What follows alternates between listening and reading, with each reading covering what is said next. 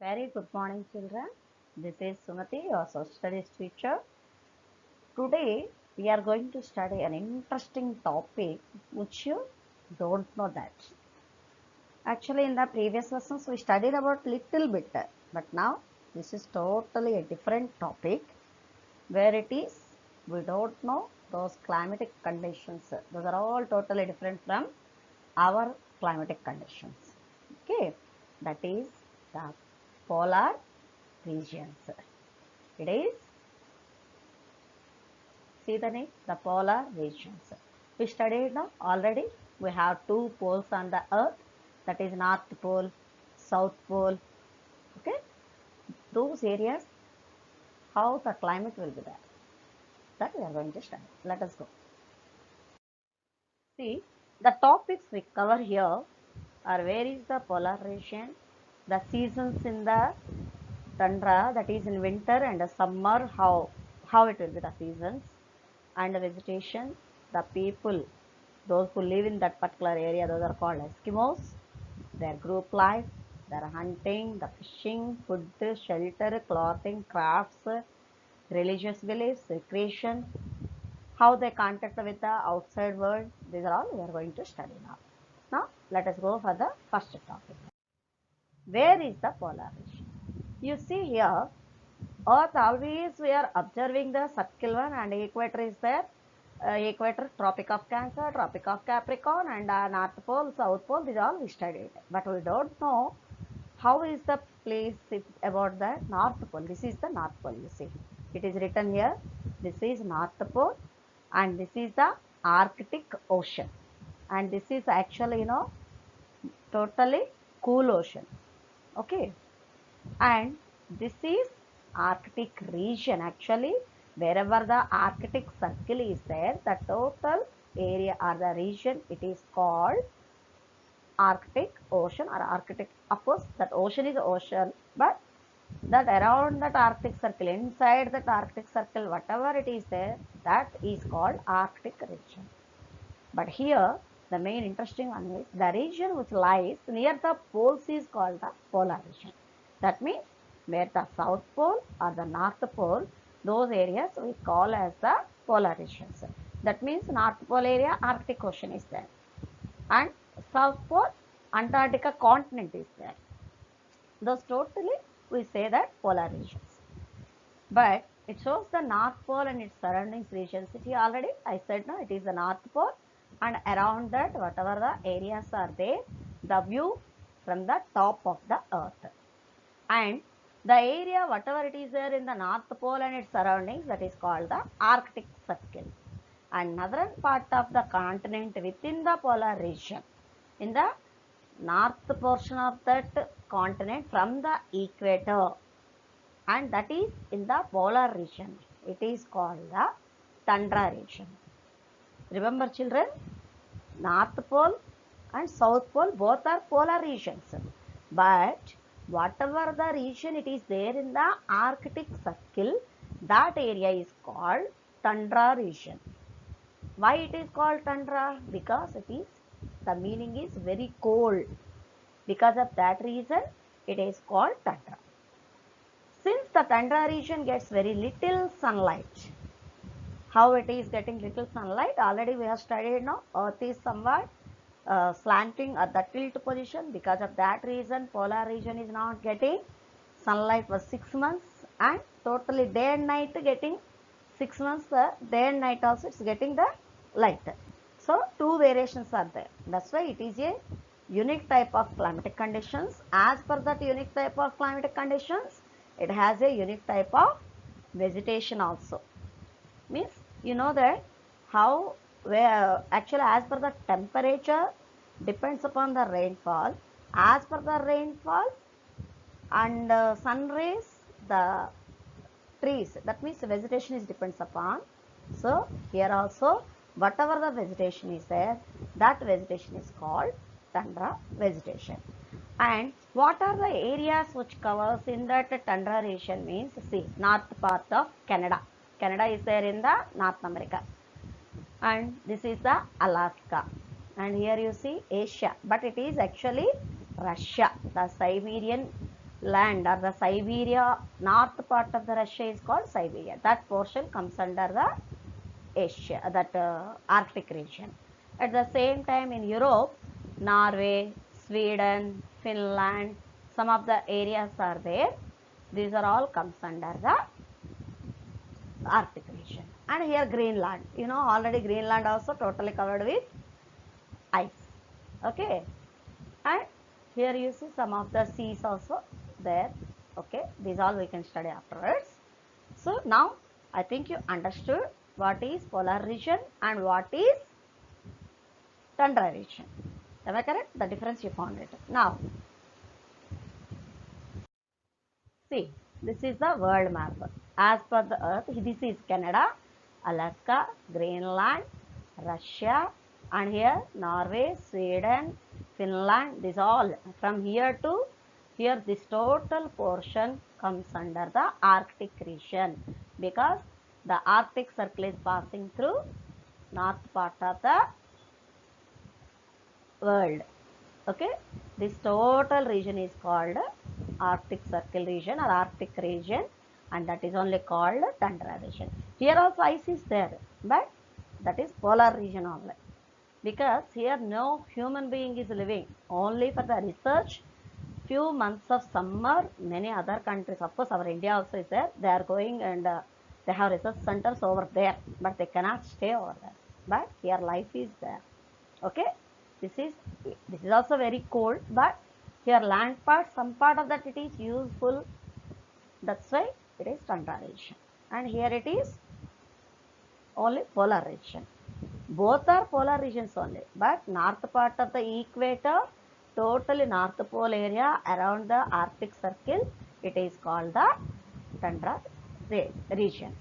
Now, seasons. In the tundra region, it is extremely cold. It is almost dark throughout November, December, January. Actually, we know we have winter in the months of December and January, we know that. At that time, we cannot see the sunlight only. Sun will not rise over there. So, that is winter for the tundra. In this extreme cold, at that time what happens? All the rivers, the lakes, the seas, all becomes freezing only. Totally becomes ice. Such a ice, even North America, some of the flights also can land on that ice with skiing. That means skies, now that no? Skiing, with the help of skis, that some of the flights can land in the North America, and the lakes or the rivers also. So you can imagine that totally it becomes as ice, how much strong it is there.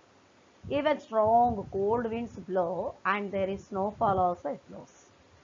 Due to the severe cold, dark and icy conditions, all the plants will die. Whatever the small plants are there at the time of winter, because of the cold and dark, icy conditions, snowfall, plants cannot grow, no. Even whatever the plants are there, those will die. Even in that place, the birds, animals, those will leave the region and migrate to somewhere, because they come to know that before only winter is entering, they cannot live in that because they can't get the food and those. Because of that reason, they leave the place over there.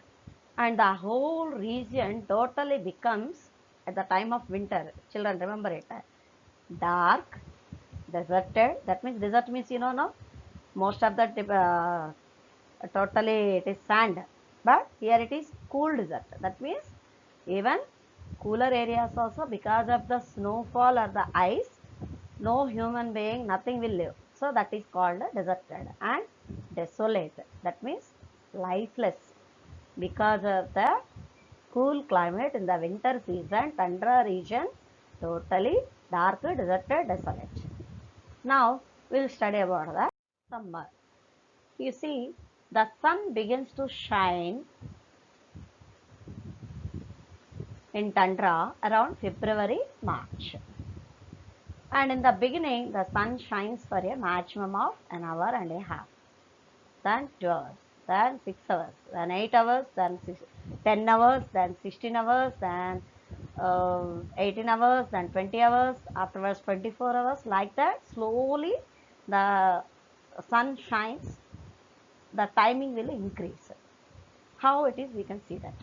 See here, this is the earth tilting position, and this is the equator. From equator to north, it is the northern hemisphere, southern hemisphere.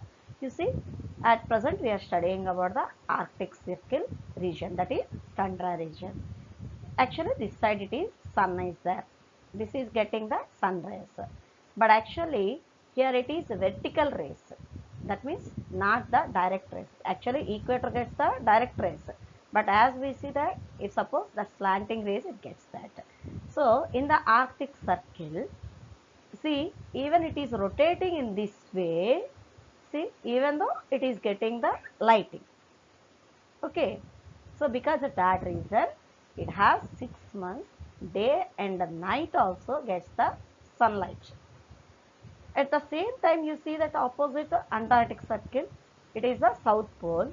This area even it is rotating in this way also. Day and night also it is getting night time. The same way, after 6 months, Antarctic Circle will get the daytime, day and night, and Arctic Circle will get the day and night, night time. That difference is there. So that area particularly, how it is reaching the sun rays, you can see that already I said you 2 hours, 6 hours, like that. Then for almost 3 months, actually first 2 hours, 6 hours, 8 hours, like that, 24 hours day and night will get now. That 24 hours it will continue May to July, 3 months. The sun never sets, it rises and it sets afterwards, but these 3 months fully day and night they'll get the sunlight. But the sun does not rise overhead. Actually midday if we see now, exactly our head day we can see that sun, like that they won't get. They get the horizon. Already we studied that. What is horizon? We are going to study now.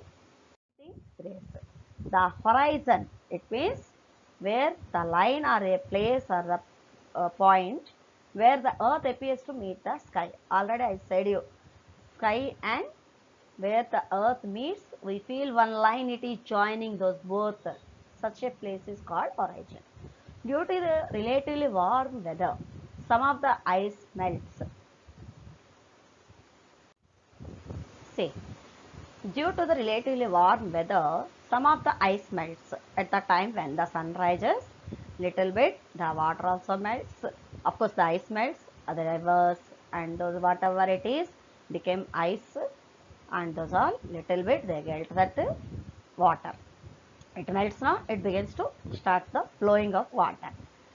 Actually, if it is flowing water means you don't feel it is a summer for them. It is summer only, but it won't be warm so much till even though it is cold. And at that time, huge chunks of ice break off and float into the ocean as icebergs. Actually, some of the ice, big size of ice pieces, that means you can imagine the size is like Australia continent, like that, some big size of ice. When it melts, no, the edges of that Arctic region, it's a large pieces of icebergs, that means ice, actually large chunks, those all melt into the towards equator wherever it is flowing. Mostly equator side only it flows. Those are called actually icebergs. And when it reaches to the equator itself, it melts totally, it becomes water. The land which was frozen and desolate in winter totally comes in a colorful at that time when it is in summer. When summer approaches, many multicolored plants, lichens, grass, shrubs, and berries also sprout. At that time, even those bear the fruits, flowers, different colors. Many birds and animals, those who are migrated, those also returns to the Arctic region or tundra region. Okay, that's all for today, children. Now, you see that this is the assignment. Where is the polar region? Already it is given clearly. What is tundra? What is tundra vegetation? Which months does winter? That is November, December and January. And during which month summer? That is February and March. This all, if you see the video properly, you can answer for this. That's all for today, children. All the best. Bye bye. Okay.